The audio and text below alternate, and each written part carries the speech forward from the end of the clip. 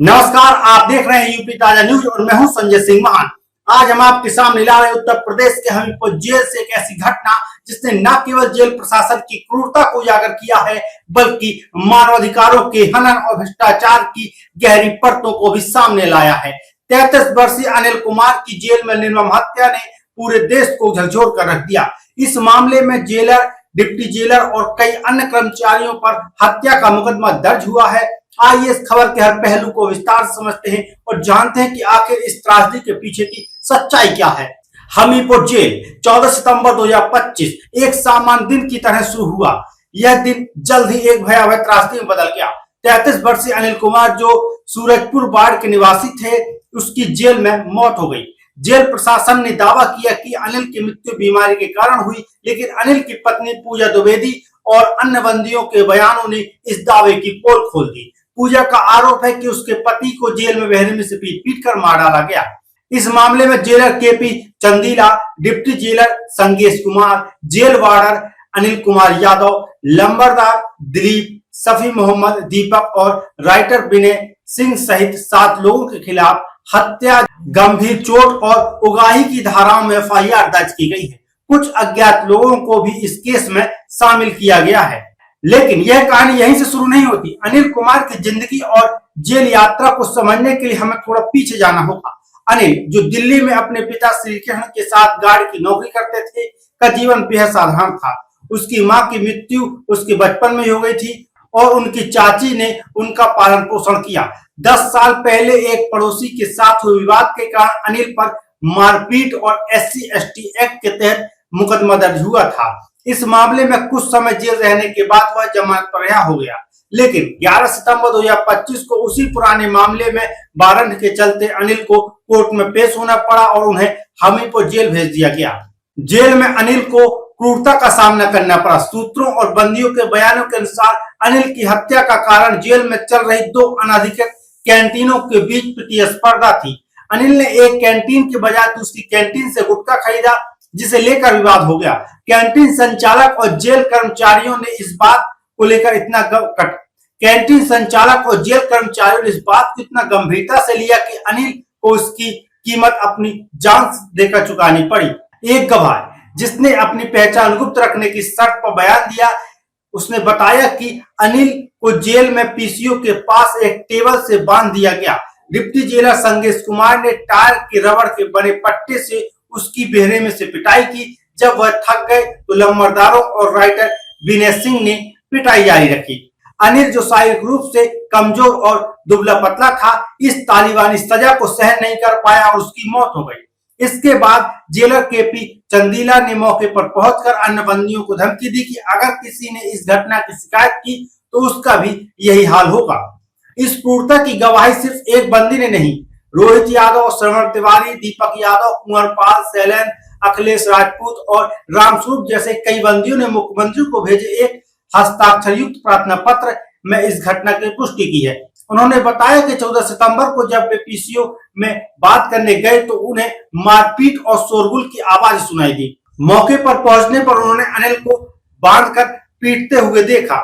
डर के मारे वो अपनी बैरक में लौट गए और बाद में उन्हें अनिल की मौत की खबर मिली।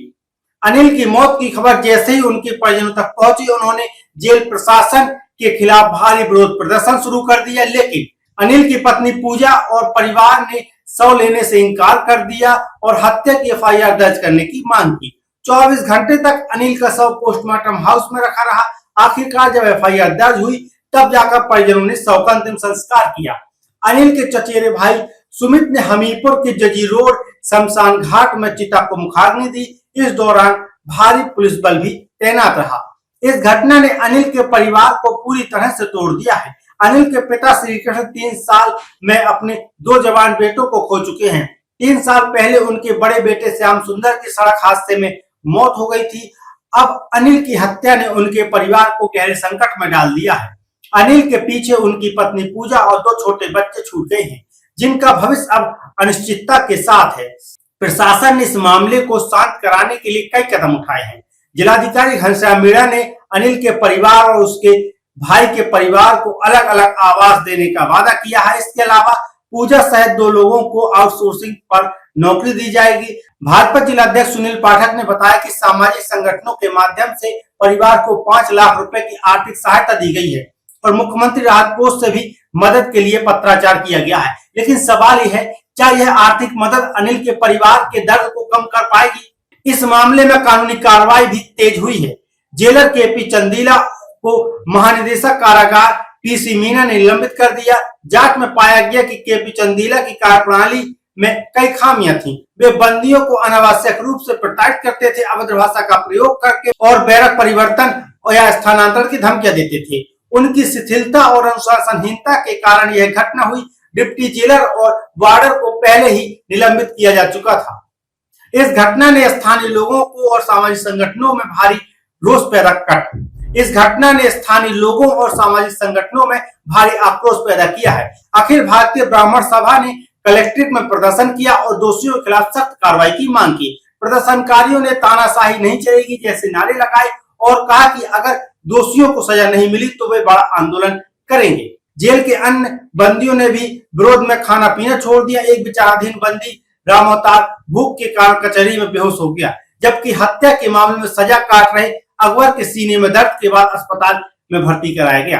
अब बात करते हैं जेल में चल रही अनाधिकृत कैंटीनों की, जो इस त्रासदी का मूल कारण बनी। सूत्रों के अनुसार हमीरपुर जेल में 2 कैंटीनें चल रही हैं, जहां पान, गुटखा, सिगरेट 2 से 3 गुना ज्यादा कीमत में बेचे जाते हैं। इन कैंटीनों में टोकन सिस्टम चलता है और टोकन जेल अधिकारियों को पैसे देकर मिलते हैं। अगर कोई बंदी इसका विरोध करता है तो उसे मारपीट का सामना करना पड़ता है।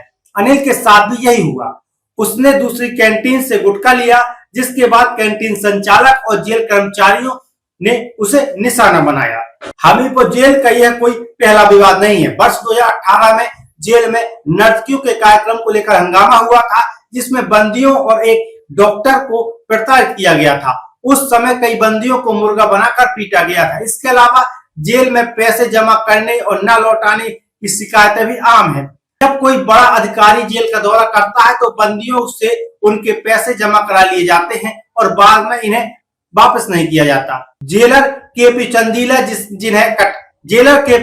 जिन्हें वीरता पुरस्कार भी मिल चुका है कि 3 साल के कार्यकाल में कई बंदियों की संदिग्ध परिस्थितियों में मौत हुई है। पिछले साल एक रेप के आरोपी की फांसी के फंदे पर लटकने की घटना भी चर्चा का विषय बनी थी, लेकिन ज्यादातर मामलों को दबा दिया गया।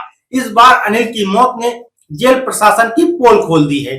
कानूनी विशेषज्ञ बताते हैं कि इस मामले में लगी वीएनएस की धारा 103 हत्या, धारा 119(2) गंभीर चोट और धारा 308(2) जबरन वसूली बेहद गंभीर है। अगर ये आरोप कोर्ट में साबित हो जाते हैं तो दोषियों को आजीवन सजा या 7 साल तक की सजा हो सकती है।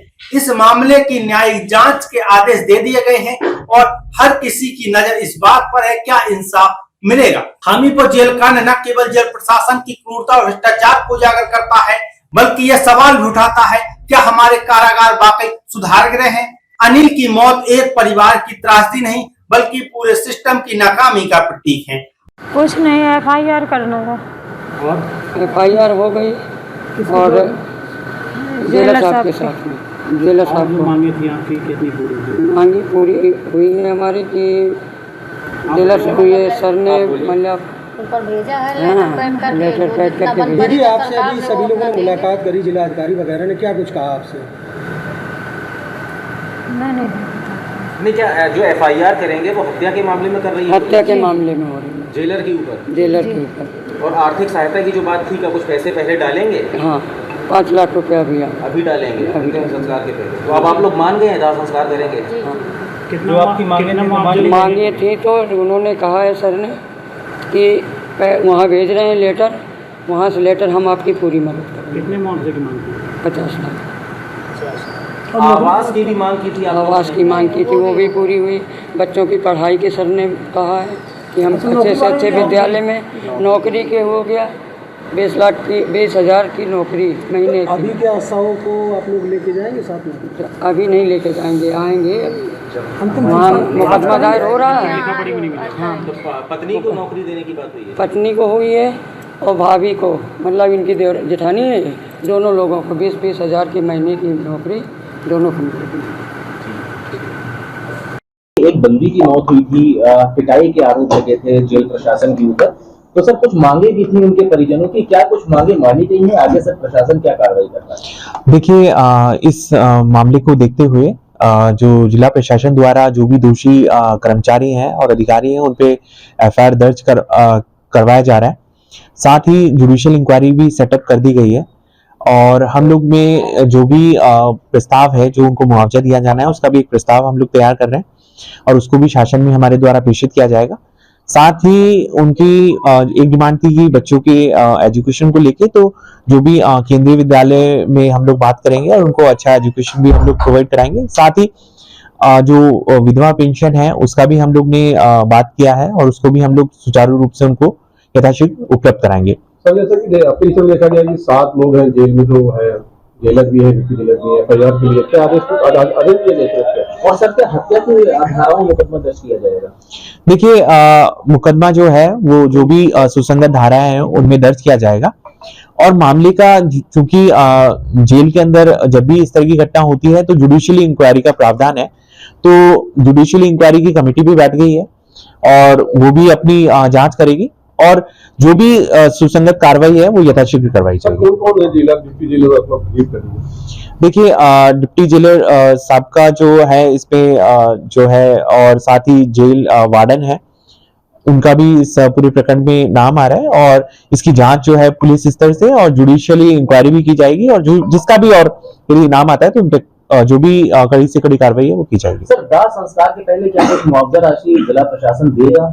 देखिए, जो भी नियम संगत कार्रवाई है जो भी हम लोग कर सकते हैं, जो भी हमारे पास स्कीम्स है उससे जोड़ा जाएगा और उनकी मदद की जाएगी। ये जो सूरजपुर का एक युवक था अनिल द्विवेदी, जिसकी जेल के अंदर निर्मम हत्या हुई है उसको मार पीट करके, उसके सिलसिले में आज ब्राह्मण महासभा अपने सारे पदाधिकारियों और संरक्षक महोदय के साथ में आदरणीय जिलाधिकारी महोदय के पास हम लोग आए हुए हैं। जिन्होंने ये मारपीट की जेल के अंदर घटना की है उनके ऊपर तत्काल 302 का मुकदमा दर्ज करते हुए हत्या के तहत कार्रवाई की उन्होंने मांग की है, मुकदमा दर्ज करवाने की मांग की है तथा जो मृतक परिवार है उसके परिवार वालों को उचित मुआवजा देने की उन्होंने मांग की है, जिस पर के जिलाधिकारी महोदय ने संज्ञान में लेते हुए तत्काल आवश्यक कार्रवाई करने के लिए बोला है। हम लोग इसको देखते हैं, अगर ये हफ्ते खाड़ में नहीं होती है तो फिर बड़ा एक जन आंदोलन की तैयारी होगी और बहुत बड़ा जिले में एक जन आंदोलन हम लोग करने के लिए बाध्य होंगे। ब्राह्मण एकता जिंदाबाद जिंदाबाद। ज्ञापन नहीं देंगे, हम इस मामले पर नजर रखेंगे और आपको अपडेट देंगे।